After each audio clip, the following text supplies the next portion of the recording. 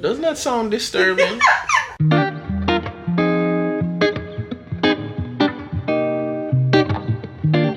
Good morning. Good morning. We have a quick question.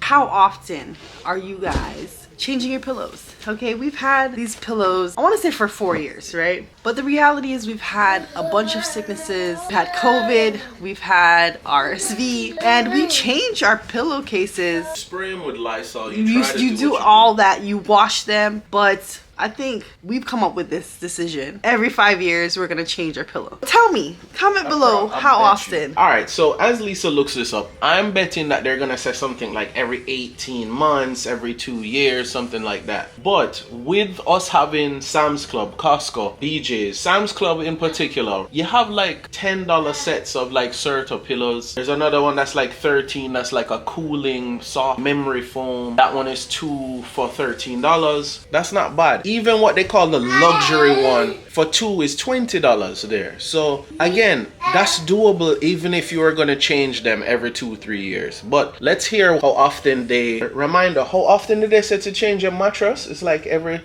7 years or something. We have 4 seasons mattresses. Brother, let me tell you something. Me know some people when I change mattress till them get married or some kind of life event going on in them life. So don't lie to yourself. Be real. They say 7 to 10 years. Okay. Mattresses are a little bit more expensive. Our mattresses are 4 seasons, the hotel mattress. Our mattresses are from the 4 seasons. But why I love them so much is that you can change the pillow top. You could zip it off and buy a replacement pillow top. Ha-ha. That also brings up another thing. We also are consumers of pillow top enhancers. So this is like a liner. Lisa didn't know about these until we got together. I bust Lisa on these like these little pores tricks. So the pores, what they do is we will get like a pillow top. So it's a little bit more expensive liner. It adds a layer of like a soft pillowy top to the mattress. So even like when we bought our son's first mattresses were like really cheap mattress and they weren't the most comfortable thing. We put those on and it literally felt like a different mattress, didn't it? Yeah. It was like a different bed altogether. So like those make a big difference and we use those on our bed as well. So because you lay down on my childhood mattress. Doesn't that sound disturbing? There's something about that just sounds disturbing. But alright, so yeah, what is there's a time frame on the pillows. So after you click like and subscribe on our video and watch it to completion, go and touch grass. Then you can come back and watch some more things for YouTube. Come back so you eventually. Want to know? The average is 1 to 3 years, mostly 1 to 2 years. Okay. Yeah, 24 months. Like pillows, like you're saying, are not. Nobody is really actually following that. You know, but yeah, like I said, for us, because we've had a bunch of sicknesses over the last like 4 years, especially like the last year, we've had a bunch of like, I had a sickness that was lasting forever. I think it is better to kind of. Boy, don't push me when I'm up on the steps. No. I think our son inherited the hangry. I don't know if I can't say it's the hangry Elson thing because my father is not one of those people that like when he's hungry he's shut down. My sister and I, on the other hand, when we're hungry, are ridiculous apparently. So yeah, I think he's inherited that, and we don't mean to do it, but we're like, yo, I'm hungry, feed me first. Okay, so these are the pillows that we just bought. These are the Serta ones. The old ones that I was trying to hold on to were Serta as well, and they lasted really well and hold their form. I got these at I think it was Home Goods, and they were not 2-packs if I remember correctly. So this being a 2-pack, gosh, if you really like get into pillows, there's pillows for different sleep positions. This one in particular is for all sleep positions, but if you are a stomach sleeper, if you're a side sleeper, there's different pillows for that. So this one is their standard queens. This was the cooling memory foam one. This one was really, really nice. And this was $12.99. I hope it's, it keeps its form. And then this one, the comfy sleep, again, designed for all sleep positions. This one was, I believe he said $10.99. We really like the Serta pillows, and hopefully they last. We will try to do our best to update you on how well they kind of hold up over the next year or so. But yeah, they're holding up really well right now. Like the cooling one, I've been sleeping with it, no neck issues. Sometimes you wake up and you're like, ooh, I need to stretch and all that stuff because we getting older. But that one has been doing really well. Good morning again. Hello. Today is a therapy day for our son, so come along with me as I do some pickups. I'm going to be picking up at Walmart and Target. I had to buy some uniforms and stuff like that. Target got me again. Honestly, I like Cat and Jack quality clothing, and for uniforms I'm like, where else? I was trying to find out where else. So my other option is Children's Place, so I'm gonna order a bunch of those and then see which one is better quality. One of the worst things to do is having to buy a new set of uniforms halfway through the school year. I ain't trying to do that. Have pants rip and all that. And my nephew, that used to happen to him all the time. He used to rip the knees of his pants. I don't know how. I don't know if he was like sliding like he was a football star. I don't know. But his pants used to bust all the time on the knees. So I'm not trying to do that this school year. So I'm trying to buy one set and just have it be a quality uniform so I can keep washing it and don't have to think about this thing until next year. So I still haven't ordered the Children's Place clothing yet, but I did get the order pickup ready for Target. I know we are still boycotting Target, but I had to buy some uniforms. And I try my best not to. I try to look at Bells and Kohl's, I think were some options. Stores don't sell these items in store. You have to order them online. I just didn't like the quality of the uniforms. Unfortunately, I had to buy Targets. I was having some difficulty with that. And then I had to pick up some school supplies, so I bought that at Walmart, and I'm doing a pickup for that too. And then Dan is working today, so it's a little busy today, but we making it work. All right, really not going for the dramatic shot here.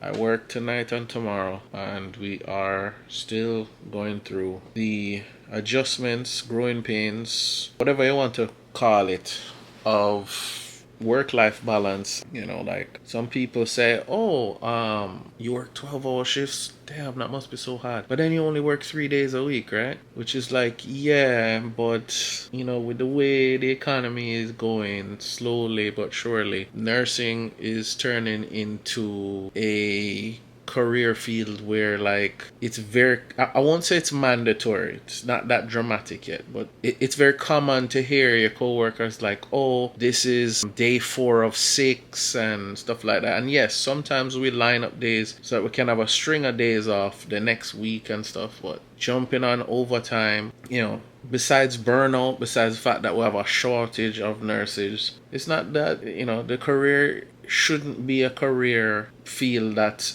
you know, people almost feel required to work overtime to have a little extra money on top of paying their bills, you know, like, and I don't mean this in any disrespect to anybody who works overtime. It's just something is wrong when our working professionals, the people that we think of as those positions, you know, police, fire, nurses, are like putting in overtime, but almost getting to the point where it's required to be able to pay for what we need to pay for in life. Still working nights and still don't see any alternative. Like people say, you know, day shift, or one of you work nights, someone work days. That doesn't work. You have to think about it. If I was to work days and she was to work nights, for example, my shift ends when she would need to be coming to work. Somehow or another, our child would have to be by themselves at some point. So what we actually do is just work opposite nights. I work Monday, Tuesday, and Thursday, and then Lisa will work Saturday, Sunday, or something like that. Try to avoid working back to back, but sometimes even that has to happen. I mean, I come in that morning, and when she gets up, she watches him till about 1 or 2 or something. Then I get up, then she goes to take her nap, and she gets maybe 3 hours sleep before she has to get up and go to work. So we make it work, you know. And obviously, if, you know, friends and family could watch kids, you know, build your village, that's the thing. I listen to some other people and it's rough, you know. It's like trying to get work-life balance, just trying to get work balance, you know, like you work and I work. Forget about relationship, time, and all of that stuff. You know, they constantly want you to come into work for meetings, and then there's all this extra training on top of working and all of that. So it becomes a task just to balance work and your off time, your family time, your time for you, so you don't lose yourself as an individual, partnership and your group or whatever. I'm just joining in, but I'm assuming you're talking about burnout and the work-life balance.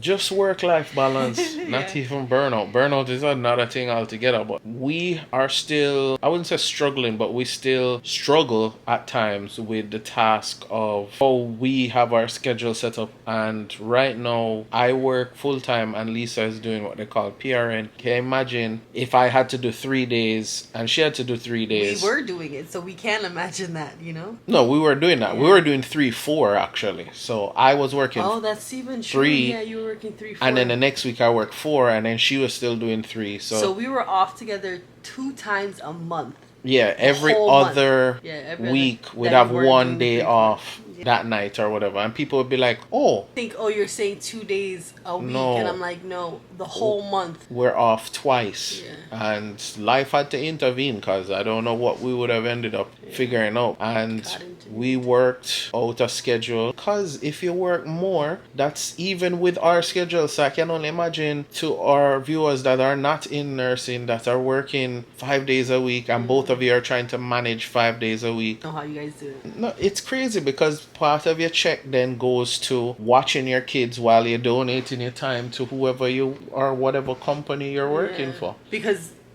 if you can't do it yourselves, you're either, if you're blessed, you have family members that will help out. If you have no other way, you're out there paying for after school care friends and programs family. And friends and family. After school care programs, which are not cheap. Some of them range from they've become an industry now. $50 to $300 a week. $1,000 a week for preschool or for those like daycares and stuff like that, you know. So for us, we decided I would stay home and be predominantly a stay-at-home mom. I say that because I'm still working, so we don't have to pay somebody to come and watch our son or entertain him or pick him up or whatever. And he's still, even with that, will have the time when, like, if I try to work like back to back to back, like by day 3 he's like, yo. Yeah, by day 3 he's like over me and he's like, Daddy, which is understandable. So it's a struggle, and I wanted to put that on camera because I think too much times on social media we are just like ignoring that, and there's other people like, yo, how's everybody else doing it? They're all struggling with it too. I had a co-worker of mine, they have like these 2 bathrooms at work and the walls are thin and they're back to back, right? But you know, you have your privacy. And like, I think my co-worker thought no one else was in the break room and he was in the bathroom and he's in there like losing it and talking about, yo, I have to be like living in this place, blah blah blah. And I've never ever heard him talk like that. Never ever heard him stressed. Always seemed like smiling and stuff. And I realized like it's a face, it's a mask. We're all walking around smiling and acting like everything is great, and behind the scenes everybody's going through some like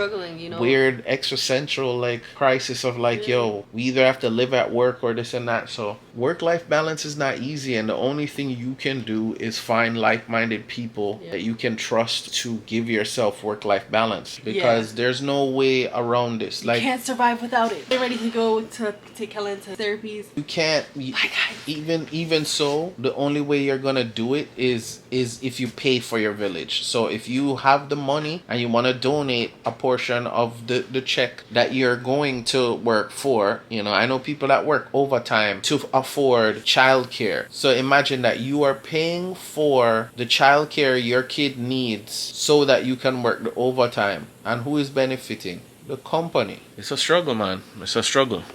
That's also why I see me pick up the camera and why we do on our BS and do all of that, because, you know, we love making content, but I'd also love to generate more money from content creation, because it really is life-changing. And that's why you hear me say that, Connie, like if you like, but if you really want to show some love, hit the sub and all of that, because, you know, we want you to connect with us and stuff like that. But when you hit the like button or you comment, when you hit sub and all of that, and you show the algorithm, it's a free thing for you, but it really does make the algorithm show us to other people, and then we can get to partnership where they will pay us for the views, and then, you know, we can change our life that way, because boy, life really does need changes. Simple. Anyway, peace out, my people. Get some rest, because I will be doing the same. Okay, I'm running late. This is the fit. Oh, get these shoes. Let's go. Gotta get Kellan dressed, and fingers crossed, try to stop by Target and Walmart before I go. We'll see. We're not Listen, recording this. I don't have a long time. I got to get ready to go to work. It's like 5:40 or something. Lisa is upset, and I'm gonna leave her with the final words on this. Lisa is upset because she left the house to go on the road. I went to go take my nap before work. She came home, opened the garage, and was upset that the door was locked. Are you sure I had my key?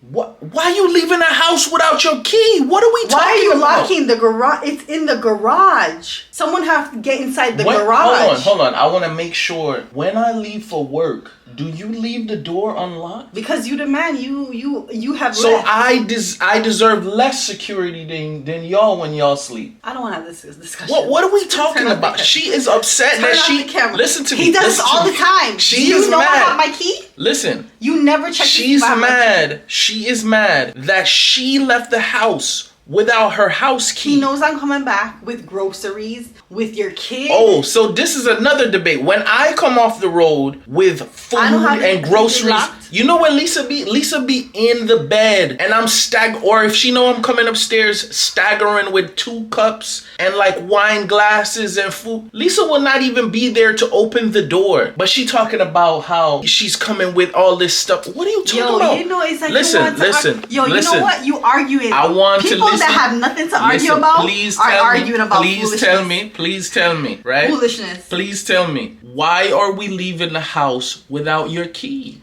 What if you couldn't get in the garage? Get inside the garage? Yeah, what if you couldn't get in the garage and you had to use the front door? I was about to ring out the front door. How you was gonna get in the front door if I'm not here? What if you got here after I left? Why would you do that? That would be crazy. Would you have left the house and then locked the door and left the house? Do y'all hear this? No. Who leaves their door unlocked? No. Question. Y'all leave the door unlocked? Because he's going to work, right? What if I came late? Do you leave the door unlocked? You would have left the house? Listen. You would have left? No, because I'm married to you. Exactly. So you hear? You heard? He admitted it. He would not have locked the door. So you did that on purpose. Ignore this side of the screen right now. Listen to me. Focus. You did that on purpose. Hit subscribe. Listen to me right now. Focus, people. Don't leave your house without your house key.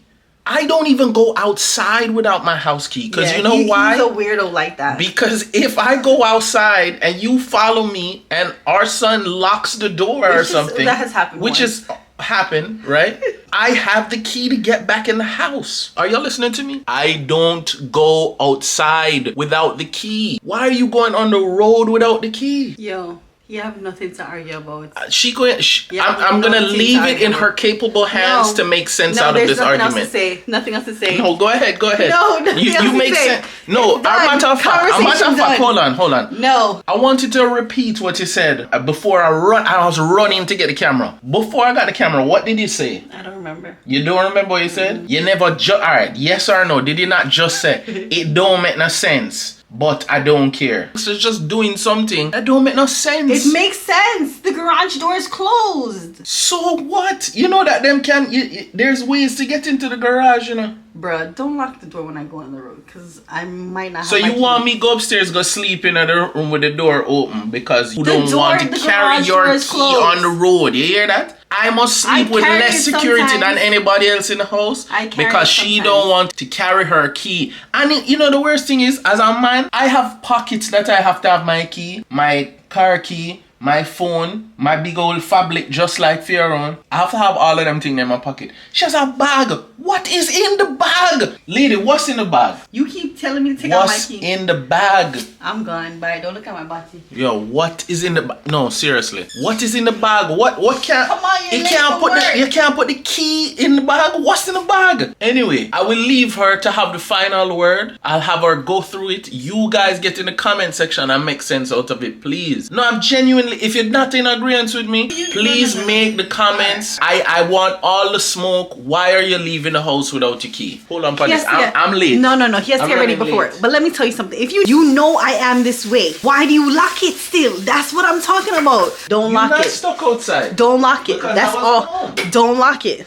Bye. Okay, you're catching me again in the bedroom. I'm sitting down. I am using my Clever Fox planner and I write out what needs to be done for the rest of the day and what I need to do for tomorrow. So yeah, I've been having a bit of anxiety, just feeling like overwhelmed by like all that's going on, and I wrote down like everything that I'm like unhappy with, anything that's like still pending that I need to do or that we need to do as a couple. So making sure I have like school supplies and all that ready. So like there's this like imaginary list in my head like floating around. What are things that are in my grasp that I can do today? What are not, and I need to do that tomorrow? All that stuff. And so I'm just really trying to stay as focused as possible. But the reality is like there's, in the midst of all of it, there's so much going on and trying to get things done. How are you guys doing out there? There's a way, and I think it's Jamaicans, I don't know if it's all Caribbean people that will say this. They're like, yo, how you doing? And like a response is like, yo, I'm surviving.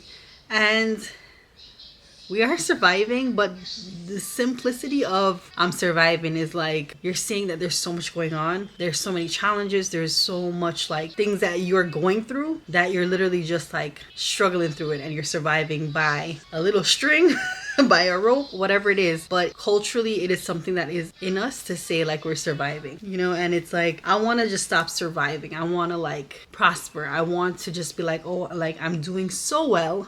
You know, and it's not like it's not a like gloating or like you're just surviving or you're doing okay and I'm doing like awesome. It's not that, but it's just to like change our mentality. So a couple years ago, this is something that Dan and I initiated, was like you have family members or whatever come to town or whatever, and you take them to like Sawgrass and Pembroke Gardens and Pembroke Lakes Mall, all over the place, right? And Jamaica's small. The reality is Jamaica's small. You can now, especially with the highway, jump on the highway from south to north quickly. And South Florida can be that. You can go from Dolphin Mall to Sawgrass in one day, and it can be tiring. And as Jamaicans, again, we have this tendency to be like, oh, you know, not saying your family's ungrateful, but your family will be like, oh, thank you, right? And your natural response is to be like, oh, no problem.